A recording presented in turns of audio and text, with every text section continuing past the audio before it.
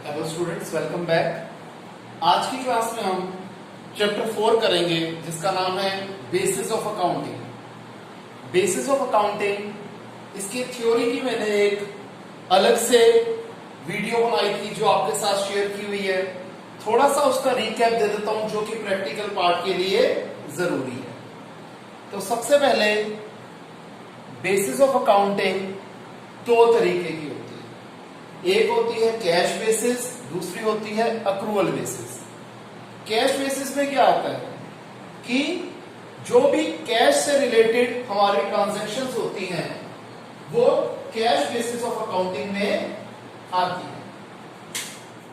वो कैश हमारा आ रहा है, हमारा कैश जा रहा है, कैश इस साल से रिलेटेड है, कैश पिछले साल से रिलेटेड है, कैश आने वाले साल से रिलेटेड है, कैश आ रहा है या जा रहा है रिवेन्यू नेचर के कारण या कैपिटल नेचर के कारण, इससे कोई फर्क नहीं पड़ता।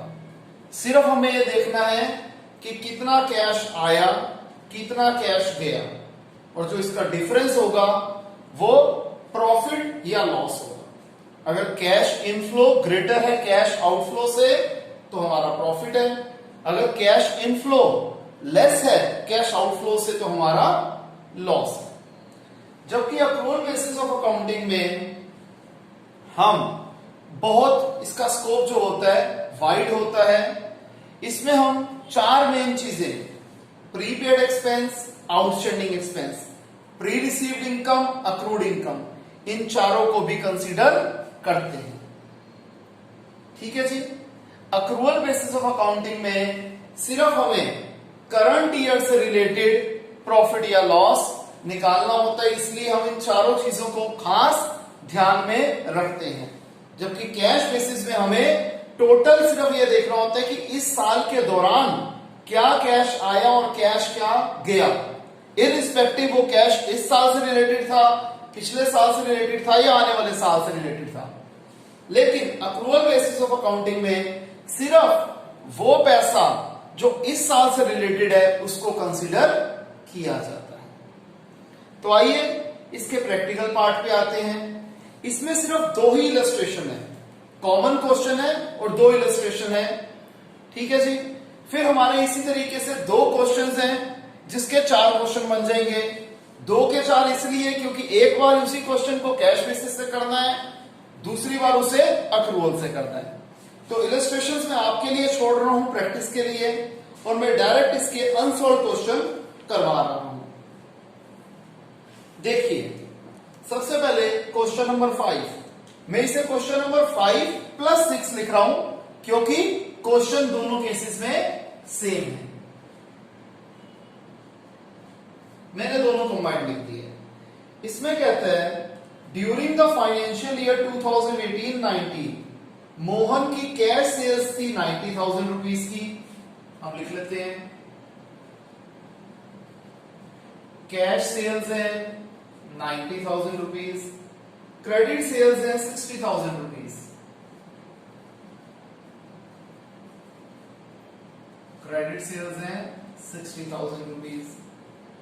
फिर इसके एक्सपेंसेस जो है वो है 70,000। अब नॉर्मल एक्सपेंसेस लिख रखे हैं, इसका मतलब ये टोटल एक्सपेंसेस है।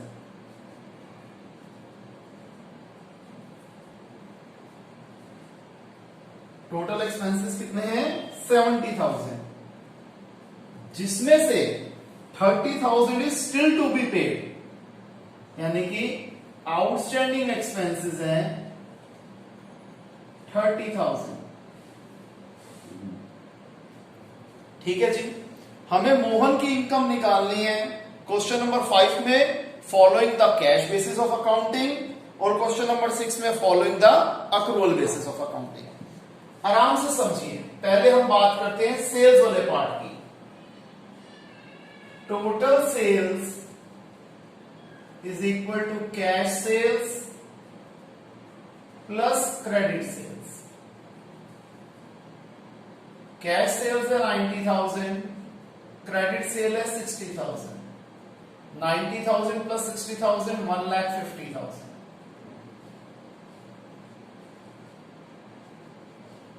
ध्यान रखना हमारे पास तीन कंपोनेंट होने चाहिए इस केस में, total sale, cash sale, credit sale. इसी तरीके से टोटल एक्सपेंस, कैश एक्सपेंस और आउटस्टैंडिंग एक्सपेंस। अब यहां पर आ जाते हैं, total expense is equal to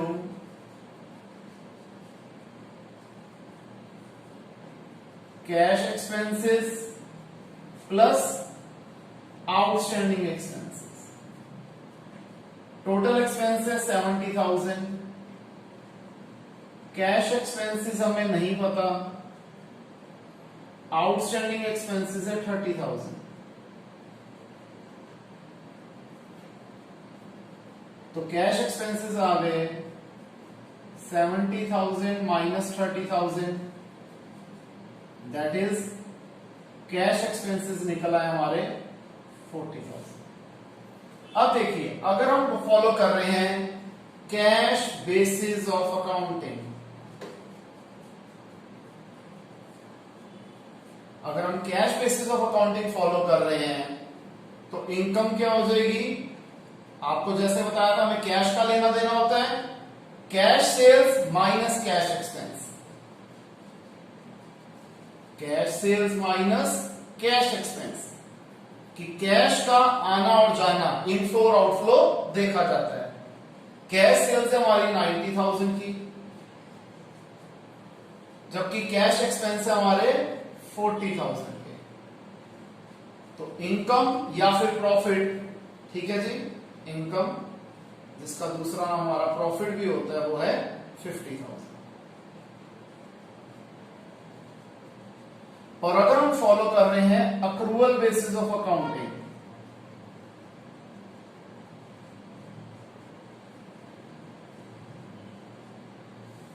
उस केस में हमारी जो इनकम होगी वो क्या होगी? Total sales minus total expenses, total sales minus total expenses. Total sales कितनी है हमारी? 1,50,000 हमने निकाली है। टोटल एक्सपेंस कितने हमारे? 70,000 गिवन है, तो ये आ गया 80,000 रुपीज। हमारा प्रॉफिट या फिर इनकम है कितने रुपीज? 80,000। क्लियर है जी? इसे कॉपी कीजिए, फिर हम नया क्वेश्चन करते हैं।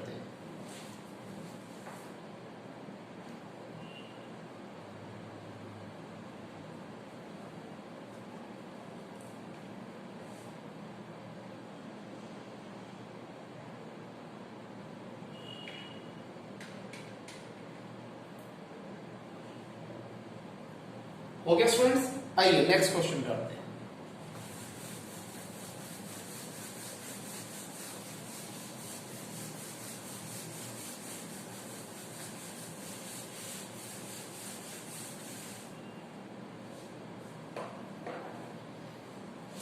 नेक्स्ट आ जाता है हमारे पास क्वेश्चन नंबर 7।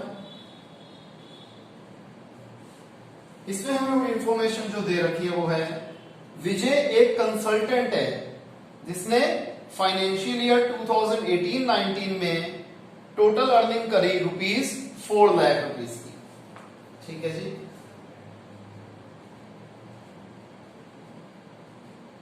टोटल अर्निंग है इसकी 4 लाख रुपीज, जिसमें से 3,50,000 उसे मिल चुके हैं। कैश अर्निंग है रुपीज 3,50,000। आगे इसके टोटल एक्सपेंस है 1,70,000। इसके जो टोटल एक्सपेंस है वो है 1,70,000, जिसमें से 40,000 आर आउटस्टैंडिंग। आउटस्टैंडिंग एक्सपेंसेस हैं 40,000। फिर कहता है इसे लास्ट ईयर, प्रीवियस ईयर की कंसल्टेंसी फीस जो मिली है इस साल वो है 45,000। Consultation fee received this year for the previous year कितनी आ गई जी? ₹45,000। इसके साथ ये कहता है इसने लास्ट ईयर के एक्सपेंसेस 20,000 इस साल पे किए हैं।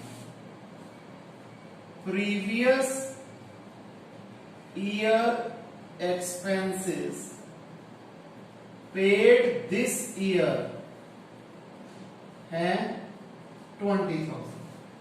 हमें कैश बेसिस के हिसाब से और अक्रूवल बेसिस के हिसाब से हमें इसकी इनकम निकालनी है।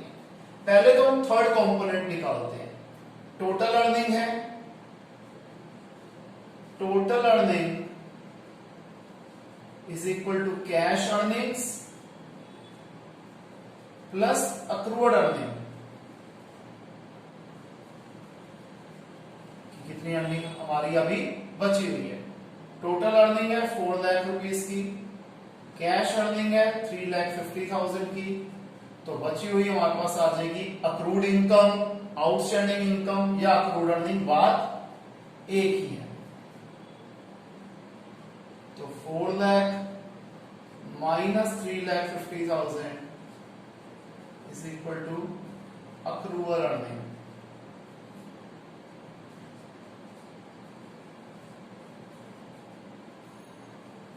तो अक्रूवल अर्निंग हो गई 50,000 रुपीज। इसी तरीके से टोटल एक्सपेंसेस होते हैं cash expense plus outstanding expense. Total expense है 1,70,000, कैश एक्सपेंस क्या है हमें नहीं पता, और आउटस्टैंडिंग एक्सपेंस है 40,000।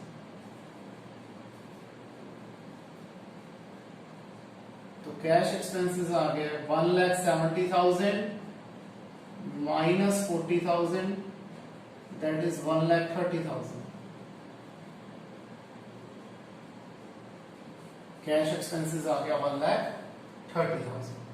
अब अगर हम cash basis of accounting follow कर रहे हैं, ध्यान रखना, अगर हम cash basis of accounting follow कर रहे हैं तो उसकी इनकम क्या होगी? Cash earnings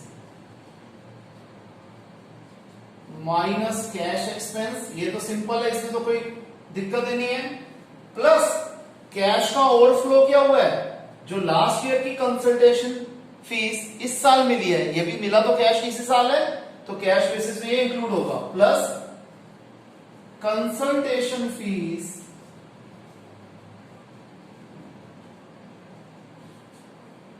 of the previous year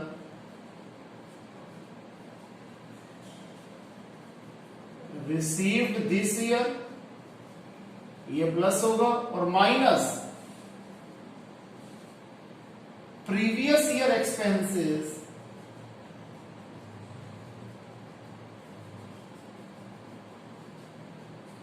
paid this year. ठीक है जी।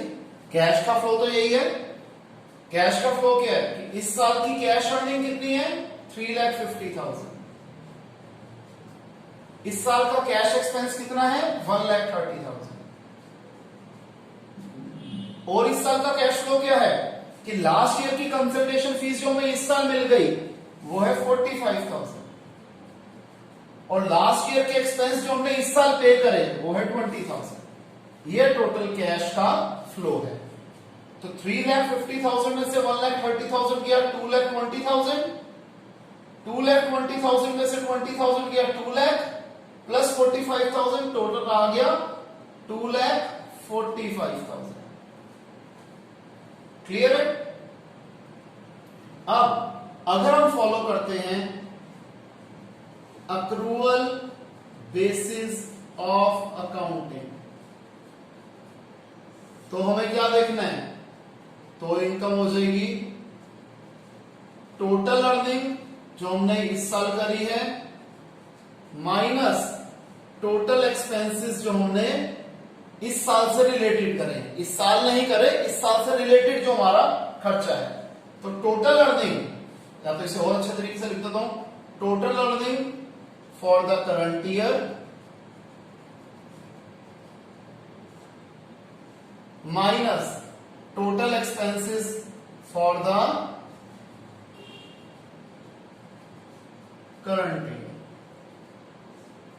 अब total earning for the current year क्या है 4 लाख और total expenses for the current year क्या है 1,70,000। तो इसका डिफरेंस आ गया 2,30,000।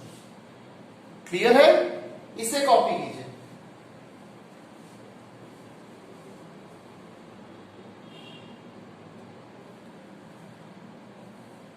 तो स्टूडेंट्स इस वीडियो में सिर्फ इतना ही है। यहां पर हमारा चैप्टर का प्रैक्टिकल पार्ट सारा कंप्लीट होता है। आई होप आपको समझ में आया होगा। अगर किसी भी स्टूडेंट को कोई डाउट है तो हम लाइव क्लास में उस डाउट्स को कवर कर लेंगे। तो आज के लिए इतना ही, मिलते हैं नेक्स्ट क्लास में नए टॉपिक के साथ। तब तक के लिए बाय, टेक केयर।